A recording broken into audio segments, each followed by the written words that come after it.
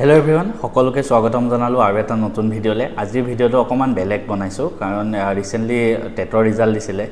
তাতে বহুত নিউজত আহি আছে কাষ্ট সিস্টেমটোৰ ওপৰত যে 2 নম্বৰ পোৱা এজনেও বলে টেটত টিচাৰ হ'ব। গতিকে মই হেতু সিস্টেম সাপোৰ্ট কৰো নে নকৰো গোটেইখিনি কথা কম। আৰু মই যিখিনি এক্সপেৰিয়েন্স পাইছো মোৰ বয়স বৰ্তমান 25 বছৰ হৈছে। আৰু 25 বছৰ বয়সতে কিন্তু মই বহুতখিনি এক্সপেৰিয়েন্স পাইছো। গতিকে ভিডিঅটো শেষলৈকে চাব। মই কিছুমান ৰিয়েলিটি কম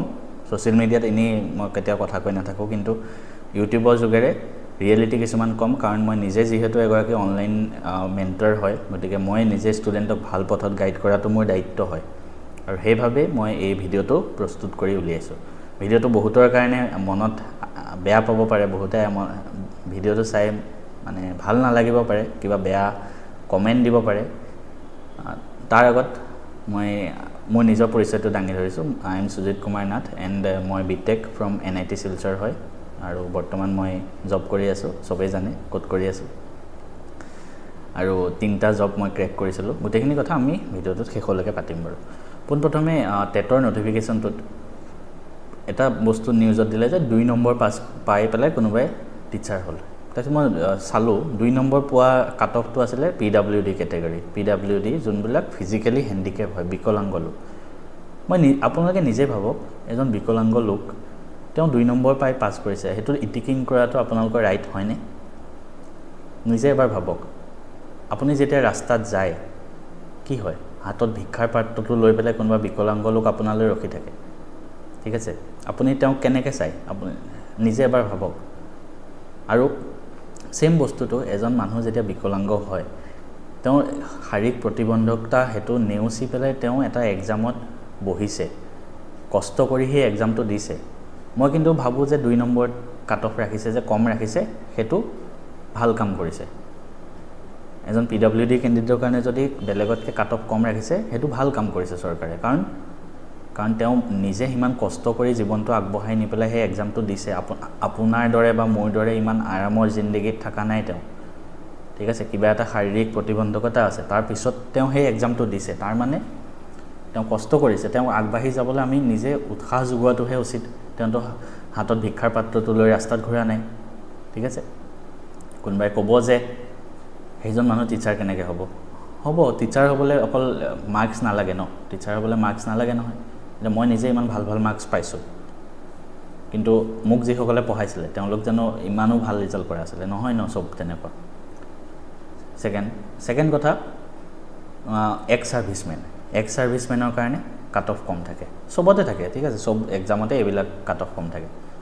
মই নিজে ভাবো এক্স সাৰ্ভিসমেনৰ কাৰণে কাট অফ কম ৰাখিব লাগে কাৰণ কিয় কাৰণ তেওঁলোকে আমাৰ দেশখনক সেৱা কৰি আহিছে আৰ্মি নেভিত আমাৰ বয়সৰ তেওঁলোক নহয় তেওঁলোকৰ বয়স আমাতকৈ বহুত বেছি হয় 35-40 ঠিক আছে আমাৰ এটা মোৰ ব্ৰেইনটো মোৰ বয়স মই 22 বছৰ বয়সত জব পাইছিলো এতিয়া মোৰ 25 বছৰ হৈছে যোৱা 3 বছৰ চাকৰি কৰিয়ে মই এনেকুৱা লাগে মই আৰু এক্সাম নিদিও পঢ়িব মন নাযায় মানে কাৰণ এতিয়া আমাৰ জব কৰাৰ পিছত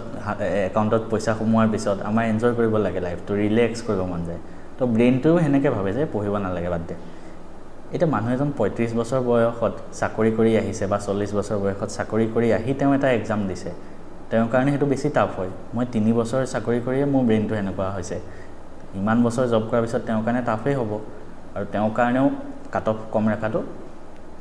ঠিক কৰিছে ঠিক আছে নেক্সট সবতকে কন্ট্ৰভাৰ্চিয়েল টপিক হয় যে এসটি এসসি ওবিসি বা কিবা হিহঁতৰ কাৰণে কাট অফ কিয় কম ৰাখে ঠিক আছে মই দুই ফালৰ পৰা কথাটো কম পোনপ্ৰথমে কৈ থম মই ওবিসি হয় আৰু জেনেৰেল আৰু ওবিসি ইমানো বেছি ডিফাৰেন্স নাথাকে ঠিক আছে মই নিজে এক্সাম ক্ৰেক কৰিছিলো মই কৈ আছো লাহে কি আছিল তাত কাহিনীবিলাক এতিয়া এসটি এসসি তেওঁলোকৰ কাৰণে কাট অফ কম যায় as compared to general OBC হেতু সংবিধান আমাৰ ভাৰতৰ সংবিধানত লিখা আছে ঠিক আছে আমাৰ ভাৰতৰ সংবিধানত 1950 চনত যেতিয়া সংবিধান গৃহীত হৈছিল বি.আৰ. আম্বেদকাৰে তেতিয়া তেওঁ নিজে সেই বস্তুখিনি দেখিছিলে আৰু হেতুৱে আমাৰ সংবিধানত লিখা আছে আমিতো সংবিধানখন খলাব নোৱাৰো মই মানিছো 1950 চনৰ পৰা এতিয়া 2025 চন হ'ল 75 বছৰত ভাৰতৰ বহুত খলনি হ'ল কিন্তু আমাৰ সংবিধান যি লিখা আছে আমি এজন ভাৰতীয় নাগৰিক হিচাপে হেখিনিটো মানি চলিবই লাগিব কোনবা আপুনি নিজে ভাবক কোনোবা মানুহে সেইটোৰ ওপৰত বেয়াকৈ লিখি আছে আপুনি এজন চৰকাৰী বিষয়া বা এজন শিক্ষক হ'বলৈ গৈ আছে আপুনি নিজৰ সংবিধানখনকে সন্মান কৰা নাই গতিকে নিজে ভাবক মই মানিছোঁ যে বৰ্তমান সময়তো আমি দুইটা ফালে চাম সপক্ষে আৰু বিপক্ষে ঠিক আছে কাষ্ট ৰিজাৰ্ভেশ্যনৰ যদি বিপক্ষে চাওঁ বৰ্তমান সময়ত হয় আগতে যিখিনি নিম্ন শ্ৰেণীৰ লোক আছিলে এতিয়া সিমানো বেছি নাই আমাৰ সমাজত যি বৈষম্যতা আছিলে আগতে সিমানো এতিয়া সিমানখিনি নাই বহুত কমিলে কিন্তু বহুত আছেও এতিয়া মই বিপক্ষে যদি চাওঁ কাষ্ট ৰিজাৰ্ভেশ্যনৰ সপক্ষে যদি কওঁ ঠিক আছে এতিয়াও বহুত জেগাত ৰিজাৰ্ভেশ্যন আছে সৰি যোনটো আমাৰ বৈষম্যতা সেইটো আছে ডিফাৰেঞ্চটো আছে উদাহৰণ কেইটামান দিম মই য'ত জব কৰি আছোঁ তাতো মোৰ লগৰ বেছিভাগ ST SC হয় আৰু তেওঁলোকৰ লাইফটোৰ কথা দেখি মই নিজে মানে অনুমান কৰোঁ যে হয় তেওঁলোকে নিজে কষ্ট পাইছে জীৱনত বহুত আৰু তেওঁলোকে কাট অফ যে তেওঁলোকৰ কাৰণে কম হয় ইয়েছ ঠিক কৰিছে সেইটো মোৰ কেতিয়াবা ৰিয়েলাইজ হয় সেইটো ছেকেণ্ড কথা বহুতে বেয়া পাব পাৰে সব হেনেকুৱা নহয় মই আগতে কৈছোঁ এতিয়াও কৈছোঁ সব হেনেকুৱা নহয় কিন্তু আমাৰ সমাজতে আপুনি চাবচোন প্ৰত্যেকখন গাঁৱতে আছে যেতিয়া বিয়াৰ কথা আহে গাঁৱত বা কাৰোবাৰ ঘৰত সকাম খোৱাৰ কথা আহে তেতিয়া কি হয় মই নিজৰ লাইফত যিখিনি এক্সপিৰিয়েঞ্চ কৰিছোঁ সেইখিনি কৈ আছোঁ ঠিক আছে মোৰ লগৰো এনেকুৱা মানে বামুণ আছে সিহঁতে বেলেগৰ ঘৰত নাখায় সিহঁতৰ ঘৰৰ মানুহেও নাখায় ঠিক আছে সেম বস্তুটো এজন বামুণ ল'ৰা বা বামুণ ছোৱালীয়ে বেলেগ জাতিৰ ল'ৰা ছোৱালী বিয়া বহিব জানো চাওক এজন বামুণ ল'ৰা আছে ব্ৰাহ্মণ ল'ৰা আছে তেওঁ কোনোবা ST SC কেটেগৰীৰ কোনোবা যদি মানুহ আছে কোনোবা ছোৱালী আছে তেওঁ বিয়া পাতি দিবনে ঘৰখনত নিজে ভাবকচোন মই কিন্তু যিমান দেখিছোঁ বেছিভাগ ক্ষেত্ৰতে বৈষম্যতা আছে এজন ব্ৰাহ্মণ ল'ৰাই মই যিমান দেখিছোঁ হেনেকুৱা ST SC ছোৱালী এজনী বিয়া নাপাতে কিন্তু সেম বস্তুটো বেলেগৰ বেলেগ জেনেৰেল কাষ্টৰ মানুহেও হেনেকৈ যিখিনি ST SC মানুহ আছে তেওঁলোকক হেনেকুৱা চকুৰে চাই বৰ্তমান সময়তো আছে অসমত এতিয়াও সেইটো বস্তু চলি আছে নট অনলি অসম আপুনি বাহিৰতে চাওক UP বিহাৰ সেইটো সাইডেও সেইটো বস্তু চলে সেইটো কাৰণে মই নিজে ৰিয়েলাইজ কৰোঁ যে কাষ্ট সিস্টেমটো থাকিব লাগে আৰু অকল অসম বুলি নহয় এতিয়া আমাৰ নৰ্থ ইষ্টৰ বাকিখিনি ষ্টেটৰখিনি যদি চাওঁ তেওঁলোক ST বা SC ST হয় সেই আমাৰ নৰ্থ ইষ্টৰ বাকি ষ্টেটখিনি মানুহ যেতিয়া দিল্লী সাইডে যায় বা মুম্বাই সাইডে যায় তেওঁলোককেতো কেনেকুৱাকৈ চাই সদায় আমি নিউজত দেখিয়ে থাকোঁ তেওঁলোকক কিমান ইটিকিং কৰে ঠিক আছে এতিয়া বহুতে ক'ব ই বহুত লেকচাৰ দিয়ে ই নিজে কি কৰিছে লাইফত মই মোৰ কথা কৈ আছোঁ শুনক মই মেট্ৰিকত আৰু হাই ছেকেণ্ডেৰীত ভাল পাৰ্চেণ্টেজ লৈ পাছ কৰিছিলোঁ তাত একো ৰিজাৰ্ভেশ্যন নাই ঠিক আছে তাত একো ৰিজাৰ্ভেশ্যন নাই জেনেৰেল ST SC চবেই ভাল পাৰ্চেণ্টেজ লৈ মেট্ৰিকৰ পাৰ্চেণ্টেজতো কোনো ৰিজাৰ্ভেশ্যন নাচায় মোৰ বিষয়ে যদি জানিব আছে সেইখিনি চাই ল'ব পাৰে নেক্সট মই JEE দিছিলোঁ JEE মেইনছ ক্ৰেক কৰিছিলোঁ NIT চিলছত ফাৰ্ষ্ট এটেম্পটত ছিট পাইছিলোঁ মই OBC হয় আৰু জানে জেনেৰেল আৰু OBCৰ মাজত ইমানো পাৰ্থক্য নাথাকে আৰু মই একো কোচিং নোহোৱাকৈ ফাৰ্ষ্ট এটেম্পটত তাত পাইছিলোঁ তাৰ উপৰি NDA ৰিটেন এক্সাম ক্ৰেক কৰিছিলোঁ ঠিক আছে সেইটো গ'ল তাৰপিছত মই বেংক এক্সাম দিলোঁ ফাৰ্ষ্ট IBPS ক্লাৰ্কত পালোঁ OBC হিচাপে তাৰপিছত IBPS SO হৈছিলে